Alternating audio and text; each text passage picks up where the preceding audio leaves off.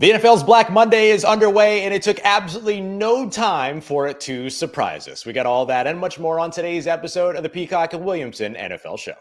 NFL analyst Brian Peacock and former NFL scout Matt Williamson bring you expert NFL analysis every day in less than 30 minutes.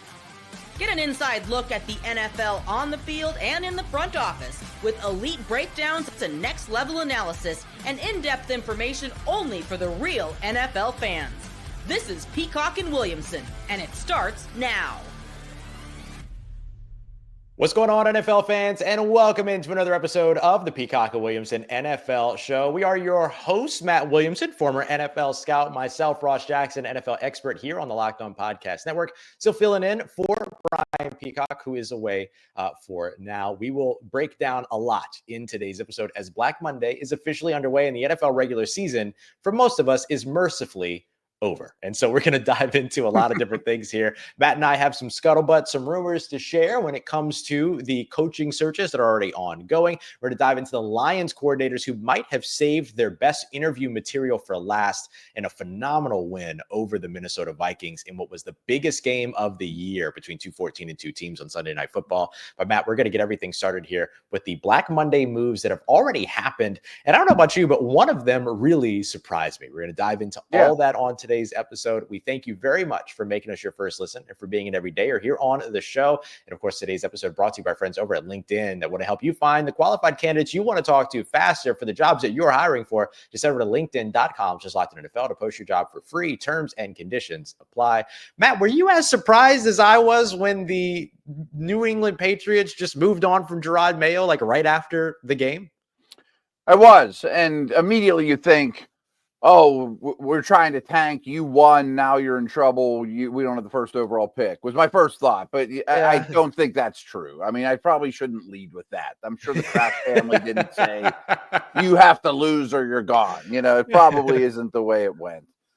But really, my initial reactions were Vrabel. You know, like same. You know, starting to heat up that he's going to be in the mix, and you know, that seems like a logical fit. You know, the Steelers drafted him, but his best years were with the Patriots and obvious Belichick connections.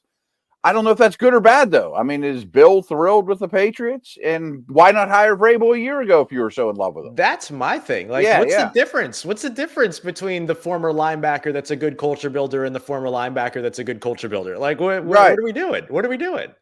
I do think Vrabel's one of the best 20 coaches on the planet right now and should be employed. But I also think that's a very unfair assessment of Mayo. Mm-hmm. I mean, I was often asked late in the season, Patriots have their quarterback, do they have their coach? And my answer basically was, I'm not sure. I mean, because you watch that Saturday game, the standalone game, or any game, and just look at their roster and be like, besides May and Christian Gonzalez, like, who's good? Let alone who's a building block. I mean, even guys like Barmore that were quality players missed so much time this year. It's clearly the worst roster in the league, in my opinion. Right. Yeah. I mean, so what'd you expect? And it's the same exact record as they had last year. That's right. Yeah, it's not like they got worse. You know, they just kind of stayed the same. They did it with maybe a worse roster, or certainly at least a bad roster. And really, like, the story of the New England Patriots win wasn't necessarily that they fell out of the number one overall pick. It was, look how good Joe Milton all of a sudden was in his first ever NFL start. You know what I mean? And so, like, where's really the blemish on Jerod Mayo and all this? You know what it reminds me of, Matt? It reminds me of the conversations that we had last week about the impatience with young quarterbacks. You're signing up for something that's going to take a while. Don't be surprised when it takes a while. And that's what it feels like the Kraft family kind of did in this situation. They got surprised by the fact that it's taking more than one season, and I'm with you on this one, they ended up becoming a little bit enthralled with the options. The grass is greener on the other side with Mike Vrabel than they were kind of enraptured with what they saw from Jerod Mayo. Maybe there's some stuff we don't know about. Maybe. I also think two things, that usually a one and done coach is an easy decision. You know, it's Hackett not getting through this first year with the Broncos, or the mess that was in Jacksonville a couple years ago. You know, I mean, where it's just, this is obviously not working. We got to move on, you know, cut our losses, etc. But I also think the older I get and the more I do this, Ross, when all these things happen, I look at individual teams and ownerships. Yeah, right. I can't stress this enough that the 32 teams are not run the same way at all. I mean, it's Apple versus IBM versus, they're all different individual corporations. And I almost kind of lump these guys with the Cowboys, where they're the two most valuable organizations in the world. Dad is getting up there in age and slowly hanging it over to son, but nobody's going to tell dad no. And if I'm whimsical and looking in the mirror and saying I might not be on the planet this much longer, I'm going to do whatever the heck I want. Kind of yeah, right. It's going to be somebody else's problem. Right. If it doesn't work out. That's all good. That's all exactly. Fine. I'm older. I'm a bazillionaire. I got rings. I got everything I want, and I can. And like all of us, so happened to me and you, when we're in our 80s and 90s, we're not going to be as sharp, Al Davis. Yeah, I think the lack of sharpness is coming from me much earlier than my 80s and 90s, but I appreciate the vote of confidence. So long.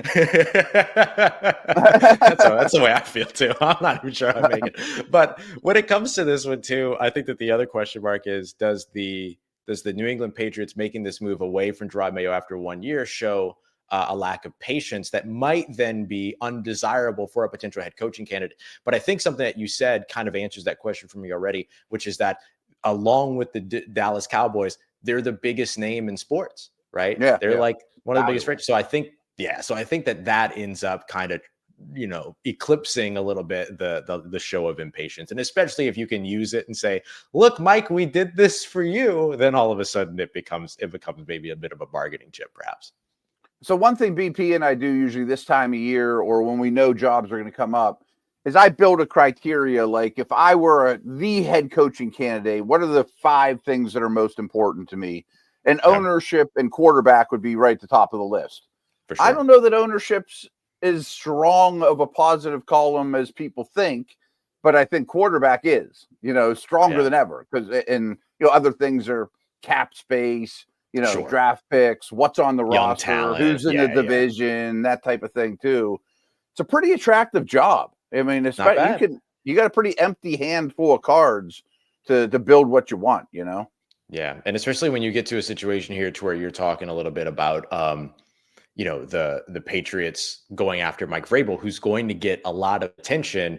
They're uniquely positioned, of course, with their connective tissue already existing, but with what they also have to offer in the, if we get away from the intangible stuff of like, they've got a good relationship and we go to the tangible things, like what you're mentioning, New England's really well positioned to get the guy that they want. And that's not a bad situation.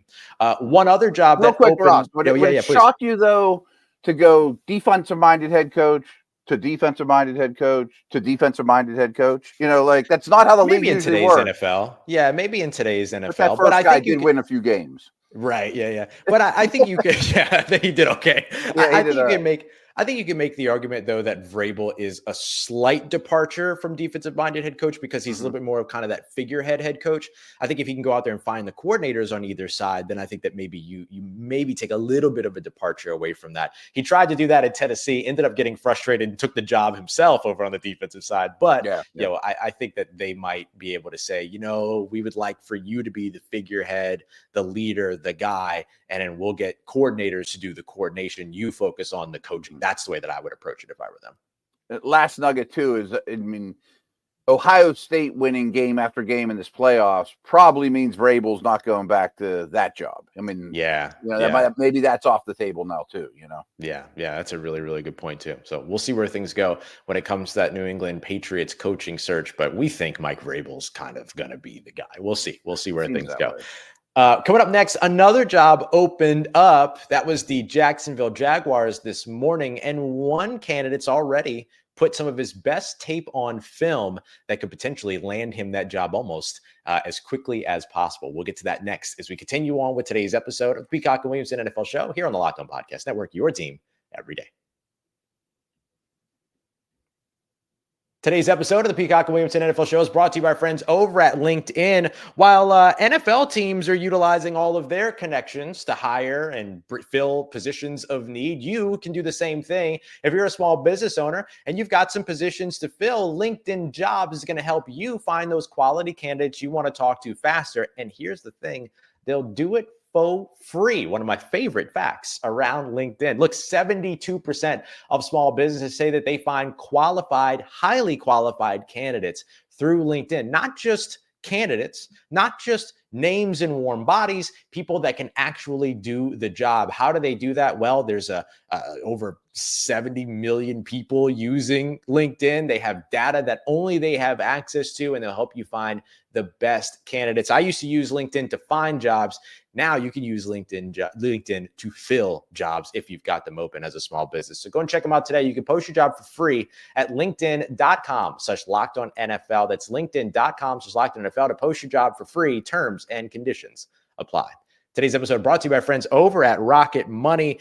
Maybe you're looking to save some money every month.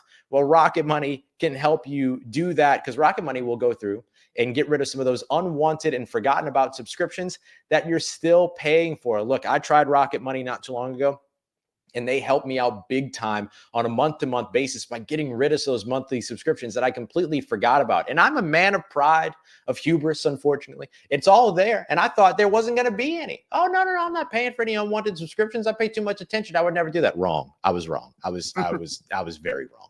And so Rocket Money helped me out. They can help you out as well. The other thing they'll do too is in addition to just getting rid of some of those monthly expenses, they'll help you also put money aside with their goals feature. That way you don't have to worry about monthly budgeting as well. So get rid of those unwanted subscriptions and go ahead and reach those financial goals faster by heading over to Rocket Money today. It's rocketmoney.com/locked-on to get started. That's rocketmoney.com/locked-on, rocketmoney.com/locked-on. All right, everybody, continuing on with today's episode of the Peacock and Williamson NFL Show. Matt, we went through the big surprise around Jerod Mayo, although we have a feeling we know where that one's going. Let's go to two of the most sure things in the NFL, and that, of course, are Lions offensive coordinator Ben Johnson, Lions defensive coordinator Aaron Glenn. Let's start with the game last night, because I feel like those two coordinators and Dan Campbell saved their best for last in a massive victory over the Minnesota Vikings. Super impressive. I mean, really, really impressive. And I picked the Vikes plus the points, but I probably would have taken them straight up. I expected this to be a very competitive game, and it really wasn't. And it's amazing. I forget who called the game, but at the end of it, they said, boy, this didn't even seem like that impressive of an offensive performance, but 31 points later, the Lions win going away. And I think that's really telling of what Johnson and Goff, who's probably the best quarterback in the NFC, are doing right now, with Gibbs scoring 4 touchdowns and being a dynamic player, and the line is as good as any in the league, and St. Brown. I mean, they're loaded on that side of the ball, but they get the most out of that talent time and time again. I mean, every time. Goff wasn't this good at the end of his Rams career, and it's remarkable. They're so hard to play against on that side of the ball. But kind of to your point, I think the other side of the ball for Detroit is the bigger story. Man, I mean, they just keep losing dudes left and right, and they're still winning one-on-one matchups. They are flying around the field. They're highly aggressive. They're varying coverages. They play very aggressive style of defense, both with play calling and the players themselves. And I don't want to call out Darnold, but he was overwhelmed. I mean, I'm not like off the Darnold train. He can't be a starter. No. 16 games later, this is the guy I always knew he was when the Jets, like none of that. He's a bum. You can't sign him. Like that. You hear that stuff after one game. Yeah. Awful environment, but he was struggling, to say the least. And they demonstrated some route concepts. They're blitzing them, and all these route concepts are long developing stuff. He had nowhere to go with the ball, and double clutching, missing high, missed Jefferson in the end zone a few times. And uncharacteristically, this is probably a later in the week conversation, or even a summer conversation, but we know the Lions go for it on 4th down like crazy people. That's their DNA. That's who they are. The Vikings are the opposite, but they get in that situation and they start going forward on fourth and not taking the points. And this game could have got a lot different early on, at least, while you were trying to keep your head above water if you just kick some field goals. Yeah, that near goal line stand, inside the 5 stand by Detroit, that to me felt like that was where this game kind of, let's say, turned. I don't want to say that it ended, right? But like that was where Detroit basically looked across at Minnesota and said, I'm better than you. Like that's what that was. And for Aaron Glenn to put that together, despite all the pieces that he's missed, he's got a 5'9" cornerback and Amik Robertson matching up with one of the best wide receivers, if not the best wide receiver in the NFL, Justin Jefferson, and doing an excellent job. Those two used to go up against one another here in the great state of Louisiana all the time at LSU and Louisiana Tech. They played each other in high school. It's a big history there. But man, that felt like that should have been Jetta's game. Right. But he locked him down, or did a very good job against him. I don't want to say locked him down, but he did a really, really good job against him. And that's the attitude that comes from a guy like Aaron Glenn. So you look at the defense of Aaron Glenn, you look at the offense of Ben Johnson in this game. First of all, first round running backs feel like they're definitely back. Maybe I'm getting a little overwhelmed, and maybe I'm getting a little bit of a recency bias, but with like Ashton Jeanty on the way, he's happy to see that last night. Oh boy, I'll tell you, like he's gonna be a top 10 guy after a performance like that. It's funny how like those performances impact the way that the NFL looks at the draft coming up that next season. Cam Scadaboo's stock is gonna rise up, but man, first round running backs are back, and Jahmyr Gibbs I think is proof of that. Bijan Robinson, of course, before but. Man, like it to me, it feels like these two guys, along with Mike Vrabel, all bells of the ball in terms of the conversation now going into this head coaching search. 100%. Those are the guys. Yeah, and I don't have sources or anything, but I just threw it out on Twitter that I think Jacksonville and Johnson makes a ton of sense to me. Perfect sense. Yeah. We've linked him to the Bears as well. And the reason I brought up Jacksonville is I know Trevor Lawrence has not lived up to the transcendent generational player, but I do know, and some of his tape is rough, and it's hard to be a Lawrence apologist at times, but I still am, because I will tell you, people in the league really want to get their hands on him and still think he can be a special player. I mean, kind of a similar conversation to what happened around Jared Goff, right? Drafted highly, didn't transition, didn't work out to be the guy that was expected right away, got traded away. You won't see Trevor Lawrence traded away, but in this scenario, Jared Goff goes to Ben Johnson. Look what Ben Johnson does. Ben Johnson goes to Trevor Lawrence. What could Trevor Lawrence be? Yeah, 100%. And what's odd to me, though, about the Jacksonville news of today is we knew he was going to get fired, Pederson, but they kept Balky. Now, I was a little surprised by that. Yeah, if I'm Johnson or either one of these coordinators or whoever their next head coach is, might I say, well, I don't really want to work with him, though. I don't know that he's still 100% safe. Who knows? Yeah. I don't think that conversation is necessarily over either. But that was one of the more surprising ones. You saw the Colts link arms with Shane Steichen and say, we're not making any changes there. Matt, you and I kind of saw that one coming. We saw some other situations where teams stuck around. We'll get to those here in just a little bit too. I started to get ahead of myself there because it's all like, oh, these things are really surprising. We do have some more of those coming up. But I think too, like to turn the page to Aaron Glenn here for a moment before we wrap this up. Aaron Glenn to the New York Jets, Aaron Glenn to the New Orleans Saints. I mean, both of these teams make a lot of sense. I think Aaron Glenn to the New York Jets, though, is going to be really, really tempting for him. Drafted 12th overall there when he came in as a rookie. You talk about historied franchises. The Jets, despite their recent ineptitudes, are still a very historied franchise. Like getting the opportunity to say I was the head coach of the New York Jets, like that's awesome. And he gets an opportunity to go back to the place that drafted him. Like, I think a lot of people are pointing Aaron Glenn towards New Orleans, which makes sense. He was a defensive backs coach here from 2016 to 2020, played his final year of his career here as well in 2008. But I think I think the Jets are going to be a really, really strong competitor for him, especially with an incoming GM, which guarantees you a lot of patience because you're going to have two guys that are going to be brand new there. I think it's going to be a really tempting setup, Matt. Wow. I hadn't thought much about, all this stuff's pretty new. I hadn't thought about landing spots, and obviously your team is in search for a new coach. So you've probably been kicking this around on Locked On Saints for quite a while. I like him in both places, but if I were him, no offense, the Jets would be more attractive. It's a more attractive job. Yeah. Just the salary cap stuff and the age of the roster would scare me a lot in New Orleans.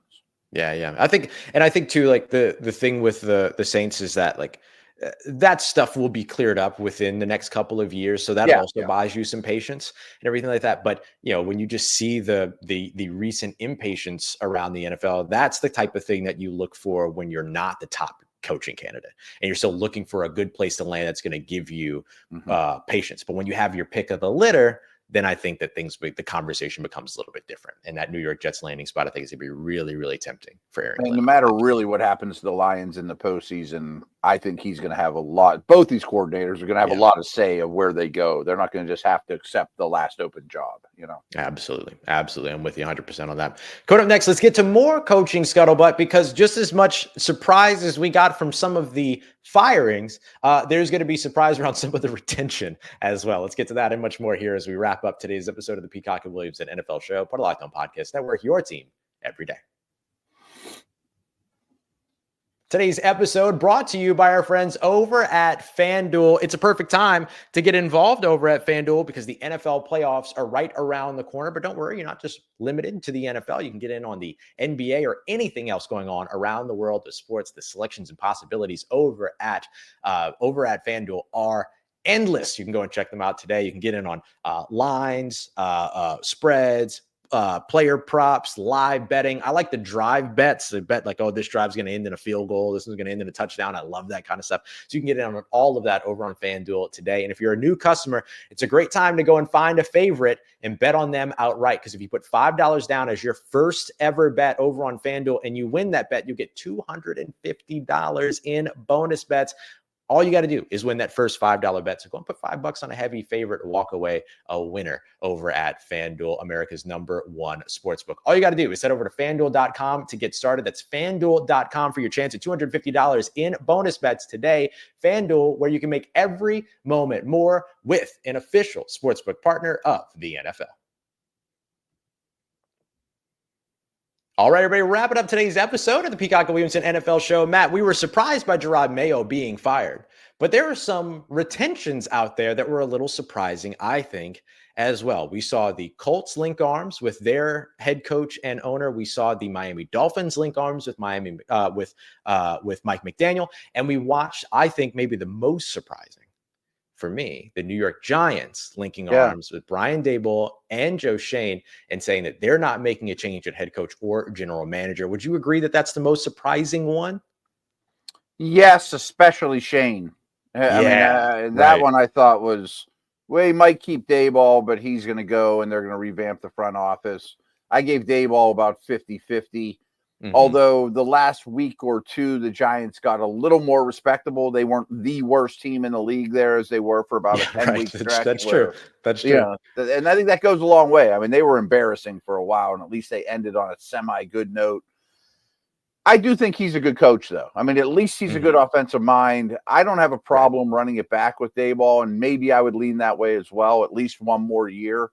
But I don't understand the front office situation. Yeah, I think that's a really interesting one. That's just a situation where you don't have the I guess like gusto that you want, I guess, for lack of a better phrase, in that front office. And just in terms of like leadership and setting the tone and doing all the things that a GM needs to do and roster management and building, it just didn't feel like any of that really made sense. Like things just kind of came down. Felt like his draft was just a draft of his favorite players and all these other things. Like it's just hard to figure out what the direction of the New York Giants is. And typically when there's a lack of direction, that starts up top at general manager as well as head coach. So I definitely thought one of those guys would potentially end up being on the way, but that ended up not being the case. So that one was a little surprising. So real quick, I'm stealing this from Mike Lombardi, who was in the media lately and was a GM, and now he's with Belichick in North Carolina. But that whole tree is really close to the Giants organization. And this dates me, and I guess Lombardi to some degree, but the Giants were always one of those teams that had a very distinct identity in terms of the players they were after. And it started with Ernie Accorsi and Parcells. And it just so happens their names are the Giants, but they were always bigger, stronger, bigger, stronger, bigger, stronger. You know what I mean? Like, we're just going to get the biggest, baddest dudes in town. And they kind of lost that identity. And Lombardi brings that up a bunch. Like, give me your plan. I mean, if you're going to go back to being the biggest, toughest team in the trenches and power running backs, okay. But they don't seem like they've had a plan for 10 years. where they use it very distinctly, you know? Yeah, I think that's a very, very good look at it, because it's just so, I don't know, it's just strange. Like, just to not see that direction come from an otherwise very like direction stubborn team usually. And typically the best teams are, right? The Pittsburgh Steelers, directionally stubborn. Like, they know what it is that they want to do, what they want to be, what they want to look like, all that. Ravens, like, I think right. Right. I think that's a mark of a good organization. I don't see that right now from the New York Jets, but what do I know?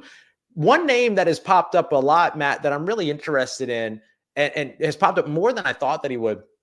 Chiefs offensive coordinator Matt Nagy has been a popular name so far when it comes to head coaches. Diana Rossini over at The Athletic and New York Times connected to the New Orleans Saints there as a team that will potentially show interest. The New York Jets have officially filed a request to interview Matt Nagy as well. How much are you familiar with Nagy, and what is it that potentially makes him so appealing? I have some thoughts, but I'm kind of curious in this. I'm not as familiar with them as I should be. I'll be honest. I mean, but I think that's telling, though, right? Right. That's why it's so surprising. Exactly. Like, I kind of thought, Andy Reid assistants might not be as desirable as people think, because Reid did most of the work, and it's almost like a Belichick with Patricia and the guys that left too. That you're not Andy Reid, you're never going to be him. Blah blah blah. But I'm also a big believer in, okay, you failed as a head coach once. Imagine what he learned, though. I mean, he learned, boy, I went down these wrong paths. I'm not doing that again, So, and then, the Chiefs stamp of approval, I think, goes a long way. He's an offensive-minded guy, right? Twice over. Offensive-minded guy, quarterback developer in his past. So when you said that, that's the first I thought of that name for this coaching cycle. But I thought, yeah, that sounds about right now. He kind of ate his vegetables for a few years. And, right. Got the fundamentals down a little bit. Again, right. Yeah. No, I'm with you. I think it's an interesting name. I think it's a name that people immediately dislike because of like the way that things ended over in Chicago. But I like your thought process there of like, give him another chance, see what he's learned. And give him another chance means interview him and see what he's learned, not give him a job and see what he learned, right? Talk to him and figure out what he's learned a little bit. And I think that like the place that Matt Nagy for me that I could see being very intriguing for teams is if you're looking for a culture builder. If you want a Mike Vrabel but feel like you can't land Mike Vrabel, then Matt Nagy becomes a really, really interesting guy. When he was in Chicago, a lot of people that covered him always sort of seemed to delineate Matt Nagy the coach and Matt Nagy the offensive mind. They would kind of split him up into a dichotomy a little bit, right? Because he was a leader, generated a lot of buy-in. Let's not forget he was the 2018 Coach of the Year, a 12-4 run by the Chicago Bears his first year there. But actually, so was Dayball, who we were just talking about. Also, that's right. Has won that award as well. Yeah, that's right. And then so you look at that. That's obviously something that NFL teams are going to look at. And while I think the public becomes a victim of narrative, sometimes the NFL becomes a victim of itself, right? What has the rest of the NFL thought about this? And that influences how I, as someone within the NFL, should think about this. And so seeing that he's former Coach of the Year, 12-4 record, and then really things kind of fell apart with him after Vic Fangio left. So that was an interesting situation in terms of like the kind of downfall of the Chicago defense and how that reflected on Matt Nagy. But that loss of Vic Fangio was pretty solid for them, a pretty big loss. And so I could see teams looking at Matt Nagy and going, we don't want you here as an offensive schemer, as a play caller, or anything like that, but we would love to have you here as a culture builder and as a head coach. Just like we were talking about with Mike Vrabel, he could be the Mike Vrabel light of this coaching cycle. With a very strong offensive influence, of course. That's not going to go away. But maybe you can't take it all away from him. No. Now, I'm not going to speak for you though, but hypothetical, it comes out in a couple of weeks when the Chiefs are, eliminated, that the New Orleans Saints sign Nagy as their new head coach. Like, you're probably, I'm just guessing, but I'm guessing your response is, okay, I get it, but I don't know that you're throwing a party and doing cartwheels down Bourbon Street either, Correct. Absolutely not. Not doing that. And that's like a big, big thing for me is that what you would be seeing there is, okay, they brought somebody that's just being honest. This is the way that I would look at it. They brought somebody that can steer the ship while they repair it, and then they'll eventually take it to the used car lot all over again. and he would be a 2-year kind of culture builder to keep everything together for a blend of a veteran and young team that gets younger over the course of the next couple of years, steers the ship, make sure that they're all happy and that players are feeling good and that they're being celebrated and all this other stuff while all the hard things are happening. And then once the hard things are done happening, thank you for your time, Matt. We appreciate you. We're going back to the market for another head coach. That's the way that I would see that would work out. And maybe better. Maybe you're ahead of schedule and he learned a lot and you hit a diamond in the rough and he's developing a young quarterback and you don't have to go back to the lot. But right. I see what you're saying, Yeah, he would be looked at kind of as a stopgap guy. And then if you get better than that, what we call lanyap here in New Orleans, a little something extra, that's great. But I don't think that would be the expectation. But I would be curious about the fan response to that. I think a lot of fans would say they'd rather just roll with interim head coach Darren Rizzi as the full-time guy for a couple years, do the same thing as opposed to Matt Nagy. But I think that's just, again, the victim of the narrative. Probably. I mean, it's easy to fall in love with the guy, the interim guy that's got a lot of personality and kind of reminds me of like Pierce with the Raiders, Yeah, exactly. And that's a job that we're still waiting to hear about too. And here's an interesting we'll have one. news tomorrow, I bet. Yeah. And so here's one that we'll leave with. We don't have to dive into this one too much, but here's an interesting name that I had not thought about. When's the last time you thought about David Shaw? Wow. Been a minute. What's he been doing? That name is not on the tip of my tongue at all. Yeah, he's been with the assistant. He's been assistant head coach with the Eagles, Ravens, and Raiders in the past. Did some things in terms of coaching quarterbacks like Andrew Luck and Davis Mills. Well, according to Jane Slater, the New Orleans Saints, 2 sources are telling her that they're going to interview David Shaw for their head coach position. He's currently the senior personnel executive for the Denver Broncos. The Sean Payton connection, they just can't leave it alone. Okay. They just can't leave it alone. Now it all adds up. Now I get it. See why I saved that for last? Yeah.